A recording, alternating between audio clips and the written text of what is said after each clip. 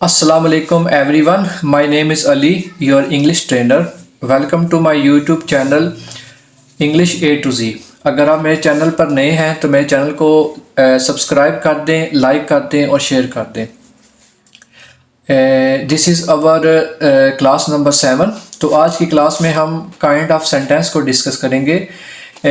Basically जो एक sentence होता है उसकी जो है वो 4 काइंड्स हो सकती हैं। पहली किस्म है उसको हम बोलते हैं सिंपल सेंटेंस। सिंपल सेंटेंस का मतलब होता है सादा जुमला। सेकंड तो है जी वो है जी नेगेटिव सेंटेंस, उसका होता है जी मनफी जुमला। और जो नंबर 3 पे है इंटेरोगेटिव सेंटेंस, वो होता है जी सवालिया जुमला, जिसमें हम कोई सवाल वगैरह पूछेंगे। और नंबर 4 वो होता है जी negative sentence plus interrogative sentence, यानी नेगेटिव प्लस इंटेरोगेटिव। इसको हम बोलेंगे मनफी प्लस सवालिया जुमला। तो अब हम इनको 1 बाय 1 डिस्कस करेंगे। तो सबसे पहले जो है वो हम सिंपल सेंटेंस को देखेंगे कि सिंपल सेंटेंस क्या होता है और इसको हम कैसे बना सकते हैं। डियर स्टूडेंट, सिंपल सेंटेंस एक सादा जुमला होता है। अब हम इसको इंग्लिश में जब बनाना होता है तो हर एक सेंटेंस का एक स्ट्रक्चर होता है। स्ट्रक्चर का मतलब होता है कि आपने एक सेंटेंस को बनाने के लिए हमारे पास किन किन चीज़ों का होना ज़रूरी है और उसकी क्या तरतीब होगी,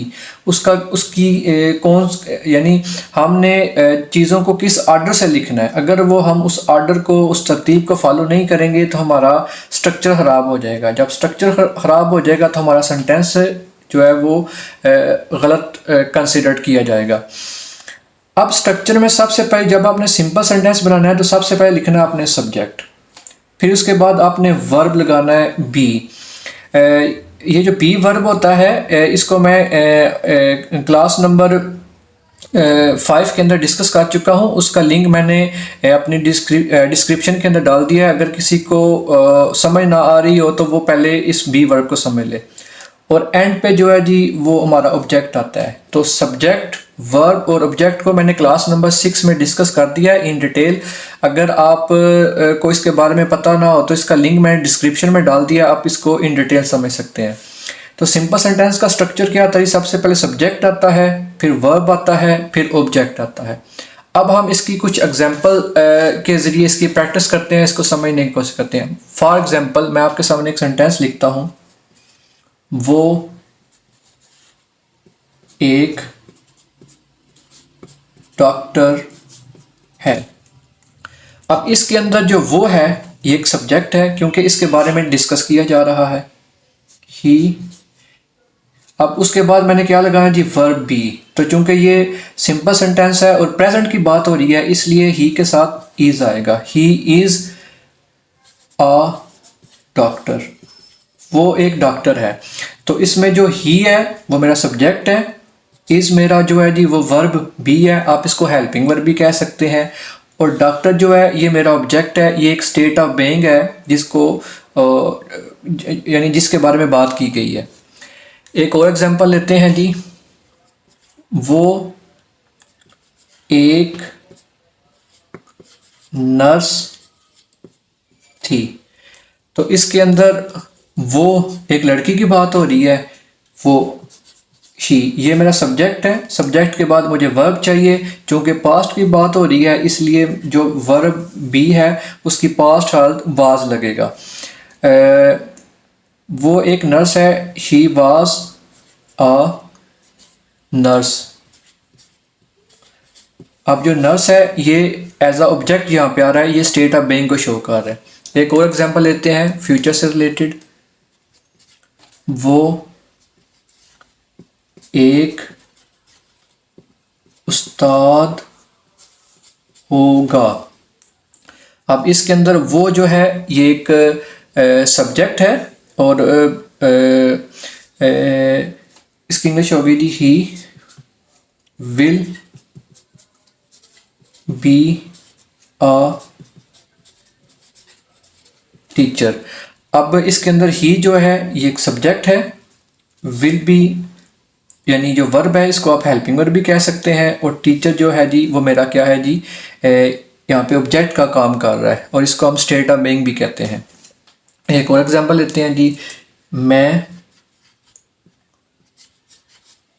मुसलमान हूँ। तो इसके अंदर मैं जो है वो सब्जेक्ट है आई, और चूंकि ये प्रेजेंट स्टेट ऑफ बीइंग है इसलिए यहाँ पे एम आएगा। आई एम मुस्लिम, मैं एक मुसलमान हूँ। तो ये मैंने आपके सामने कुछ एग्जांपल रखी हैं सिर्फ इस चीज़ को एलेबोरेट करने के लिए, ये चीज़ समझाने के लिए कि जब आपने सिंपल सेंटेंस बनना है तो इसका स्ट्रक्चर ये होगा, सबसे पहले आप सब्जेक्ट लिखेंगे, फिर उसके बाद आप वर्ब बी लगाएंगे। इस बी वर्ब से मुराद is, am, are, was, were, will be और शैल बी होता है, और एंड पे हम ऑब्जेक्ट लगाएंगे। अब हम अपने सेकंड काइंड जो है नेगेटिव सेंटेंस उसको डिस्कस करते हैं। डियर स्टूडेंट, अभी हम नेगेटिव सेंटेंस को डिस्कस करेंगे।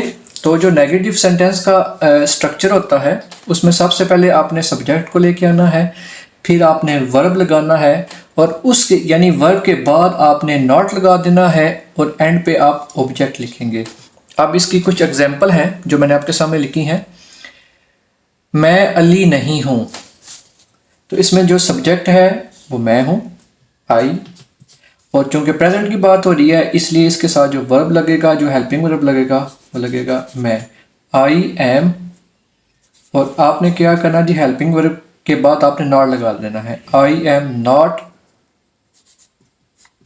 अली, और एंड पे फुल स्टॉप लगा देंगे, मैं अली नहीं हूँ।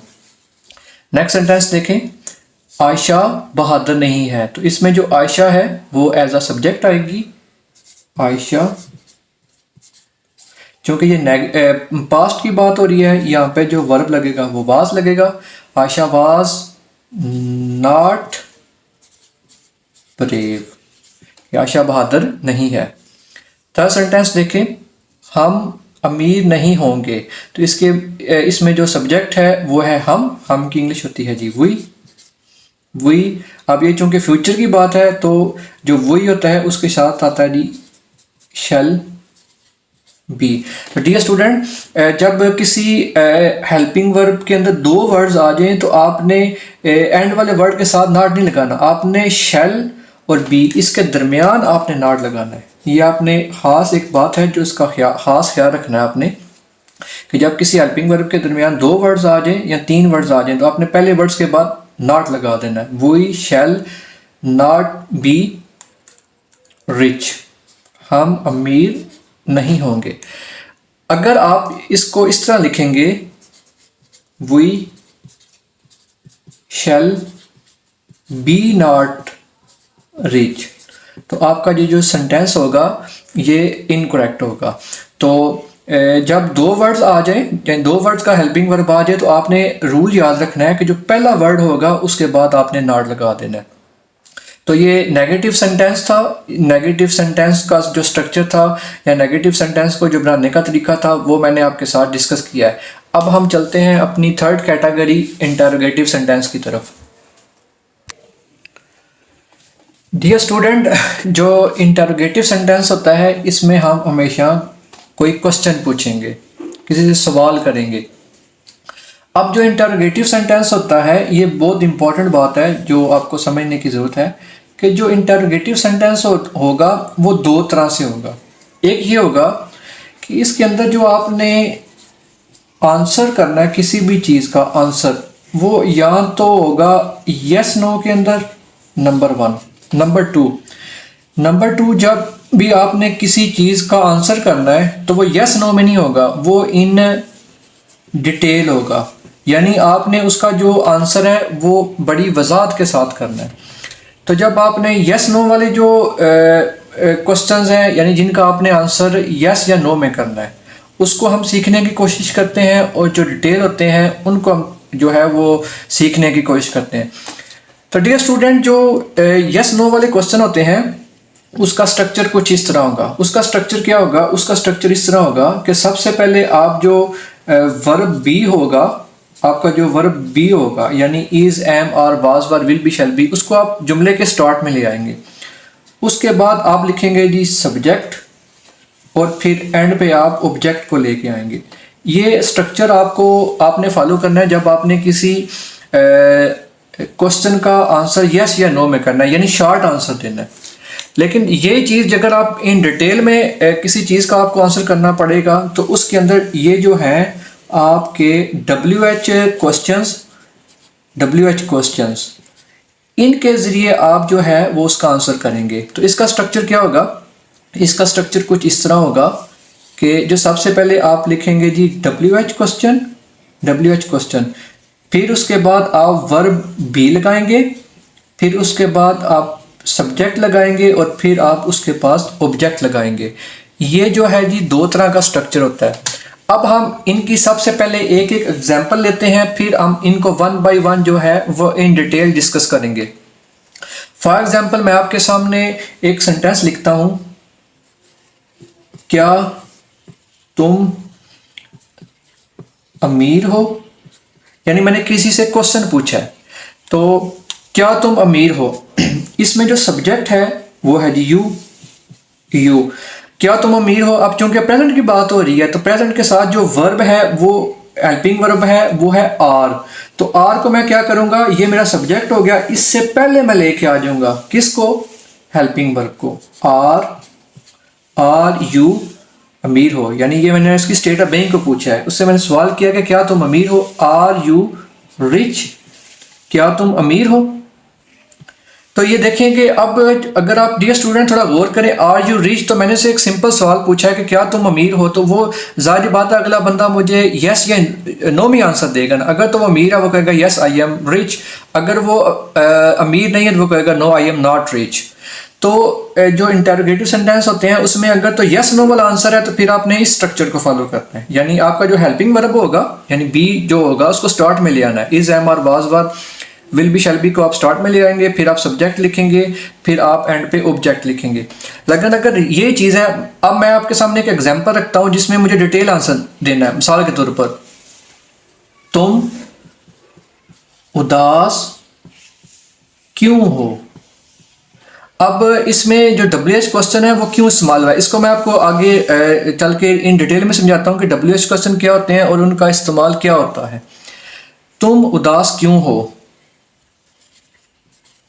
वाई WH क्वेश्चन आ गया। उसके बाद मैंने क्या लगाना है जी, वर्ब बी लगाना है। वाई आर, ये मेरा हेल्पिंग वर्ब आ गया, ये WH क्वेश्चन आ गया। उसके बाद मैंने सब्जेक्ट लगाना है, वाई आर यू सैड। तो क्वेश्चन तो मैं दोनों अंदाज में पूछा है, वाई आर यू सैड। अब मैंने यानी जो जिससे मैं जो क्वेश्चन पूछ रहा हूँ, जिससे मैं सवाल कर रहा हूँ, उससे मैं पूछ रहा हूँ कि तुम उदास क्यों हो। अब वो मुझे यस नो में आंसर नहीं देगा, अब मुझे उसका रीजन बयान करेगा कि मैं क्यों उदास हूँ। डियर स्टूडेंट, ये मैंने आपके सामने बतौर एग्जांपल कुछ सेंटेंस लिखे हैं जो यस नो क्वेश्चन से रिलेटेड है। क्या वो तुम्हारा भाई है? तो इसमें क्या होगा जी, इसमें जो हेल्पिंग वर्ब होगा वो सबसे पहले आ जाएगा, क्या वो तुम्हारा भाई है? Is he your brother? क्या तुम गरीब थे? Were you poor? क्योंकि यहाँ पे पास्ट की बात हो रही थी इसलिए मैंने यहाँ पे वर इस्तेमाल किया, यहाँ पे प्रेजेंट की बात हो रही थी इसलिए मैंने यहाँ पे इसका इस्तेमाल किया। क्या हम अमीर होंगे? इस सेंटेंस को थोड़ा सा ध्यान से डियर स्टूडेंट्स देखिएगा। क्या हम अमीर होंगे? Will we be rich? अब ये एक पूरा हेल्पिंग वर्ब है विल बी, लेकिन जब आप इंटरोगेटिव सेंटेंस बनाएंगे तो जो सब्जेक्ट होगा, जो भी आपका सब्जेक्ट होगा, उससे पहले जो है वो विल या शैल आ जाएगा, बी अपनी जगह पे पड़ा रहेगा, बी को आपने नहीं छेड़ना। यानी जो विल और शैल है वो सब्जेक्ट से पहले आ जाएगा। तो इसकी ट्रांसलेशन होगी विल वी बी रिच? क्या हम अमीर होंगे? लेकिन अगर आप इस सेंटेंस को इस तरह लिख देंगे, विल बी वी रिच, तो ये वाला जो आपका सेंटेंस होगा ये इनकरेक्ट होगा। क्यों?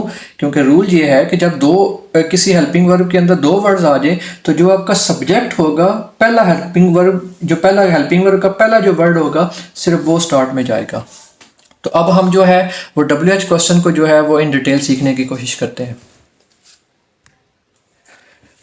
डियर स्टूडेंट, इंटरोगेटिव की जो सेकंड कैटेगरी है उसमें हम डिटेल जब भी हमने किसी चीज़ का आंसर करना होता है तो उसमें हम WH जो क्वेश्चंस हैं उनका हम इस्तेमाल करेंगे। तो इसका स्ट्रक्चर कुछ इस तरह होता है कि सबसे पहले आपने लिखना है WH क्वेश्चन, उसके बाद फिर आपने लगाना है जी हेल्पिंग वर्ब, फिर उसके बाद आप सब्जेक्ट को लेके आएंगे और उसके बाद आप एंड पे ऑब्जेक्ट को लेके आएंगे। कुछ इस तरह का स्ट्रक्चर होगा WH क्वेश्चन का। अब कुछ एग्जांपल्स के ज़रिए हम इस कॉन्सेप्ट को समझने की कोशिश करते हैं। मैं आपके सामने एक सेंटेंस लिखता हूं, तुम कहाँ हो। तो अब इसमें वर्ड क्या तो नहीं आया, अब इसके अंदर वर्ड क्या नहीं आया, लेकिन ये एक सवालिया जुमला, क्योंकि मैंने उससे डायरेक्शन के बारे में पूछा है कि तुम कहाँ पर हो, तुम कहाँ हो। तो कहाँ के लिए जो WH क्वेश्चन है, ये जो WH क्वेश्चन है डियर स्टूडेंट, ये देखें WH question what, where, when, who, which, why, who. अब आप थोड़ा सा गौर करें तो इसके स्टार्ट में भी WH आ रहा है, इसके स्टार्ट में भी WH आ रहा है, इसके स्टार्ट में भी WH आ रहा है, हु के स्टार्ट में भी WH आ रहा है, विच के स्टार्ट में भी WH आ रहा है, वाई के स्टार्ट में भी WH आ रहा है। अब जैसे how long, how much, how many, ये भी WH में जो है वो शुमार किए जाएंगे। इनके स्टार्ट में W तो नहीं आता, लेकिन इनको भी इसी कैटेगरी में फॉल किया जाएगा।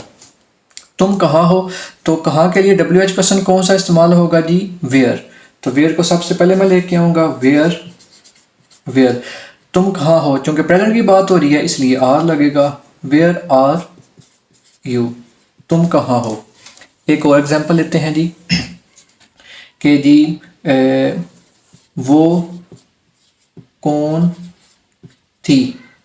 अब इसके अंदर अब डियर स्टूडेंट जो हु होता है वो इंसान के लिए यूज़ होता है और जो विच होता है ये बेजान के लिए इस्तेमाल है। दोनों का मतलब कौन ही होगा, लेकिन जो हु है वो इंसान के लिए है और जो विच है वो बेजान के लिए। वो कौन थी, हु वाज शी, वो कौन थी। एक और एग्जांपल देखें, अली उदास क्यों है। अब इसके अंदर जो है वो WH क्वेश्चन क्यों यानी वाई का इस्तेमाल होगा। अली क्यों उदास है, वाई, वाई, ये WH question why, why is Ali sad, कि अली जो है वो उदास क्यों है। तो जब WH क्वेश्चन आ जाएगा तो उसको आपने क्या करना है, ये जो आपके हेल्पिंग वर्ब होंगे is, am, are, was, were, will be, shall be, उससे पहले हमेशा आपने WH क्वेश्चन लगाना है, तब आपका सेंटेंस करेक्ट होगा। तो अब जो लास्ट इसकी काइंड है नेगेटिव प्लस इंटरोगेटिव, इसको हम समझने की कोशिश करते हैं। अब इसकी जो नंबर 4 काइंड है वो है नेगेटिव प्लस इंटरोगेटिव यानी सवालिया और मनफी जुमला। इसके अंदर इसका स्ट्रक्चर कुछ तरह होगा कि सबसे पहले आपका हेल्पिंग वर्ब बी आ जाएगा, उसके बाद आप सब्जेक्ट लगाएंगे। जो नॉट होगा ये मैंने रेड में इसलिए लिखा है कि ये आप थोड़ा सा ये डिफ्रेंशिएट हो जाए चीज़, कि जो नॉट होगा वो हमेशा सब्जेक्ट के फ़ौरन बाद लगेगा, उसके बाद आपका ऑब्जेक्ट आएगा। इसका स्ट्रक्चर कुछ इस तरह होगा। अब इसकी मैं आपके सामने कुछ एग्जाम्पल रखता हूँ। फॉर एग्जाम्पल मैं आपके सामने एक एग्जाम्पल रखता हूँ, क्या तुम अमीर नहीं हो। अब मैंने उससे ये जो सवाल किया ये एक नेगेटिव अंदाज में किया है कि क्या तुम अमीर नहीं हो। तो इसकी ट्रांसलेशन कुछ इस तरह होगी, इस स्ट्रक्चर को फॉलो करते हुए, क्या तुम अमीर नहीं हो, तो सबसे पहले आर आ जाएगा क्योंकि तुम इसमें सब्जेक्ट है, तो जो यू है उसके साथ आर इस्तेमाल होता है, आर यू। ये मेरा बी हेल्पिंग वर्ब आ गया स्टार्ट में, ये मेरा सब्जेक्ट आ गया। अब जो नॉट है वो मैंने सब्जेक्ट के बाद लगाना है, आर यू नॉट रिच, क्या तुम अमीर नहीं हो। एक और एग्जांपल देखें, क्या क्या वो घर पर नहीं था।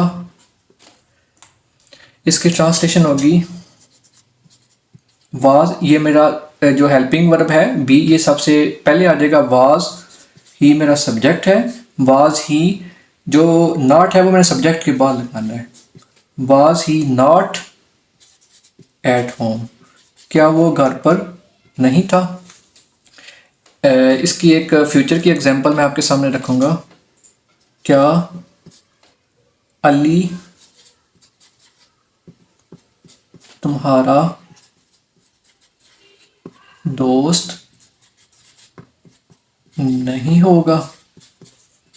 चूँकि ये फ्यूचर से रिलेटेड है तो डियर स्टूडेंट इसका स्ट्रक्चर बहुत ध्यान से समझिएगा।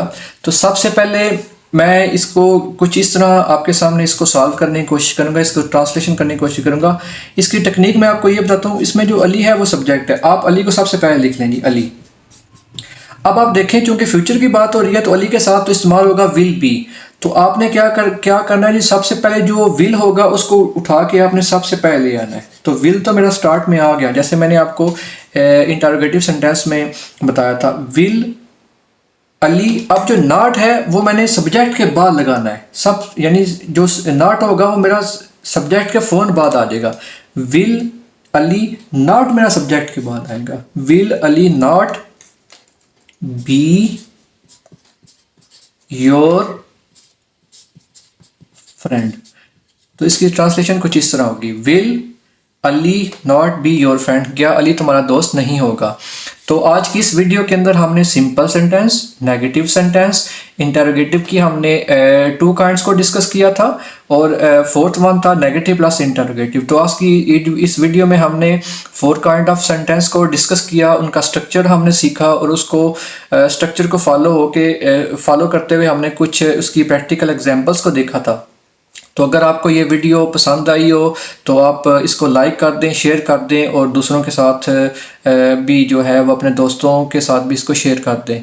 तो गुड लक, इंशाल्लाह नेक्स्ट वीडियो में आपसे मुलाकात होगी। अल्लाह हाफिज़।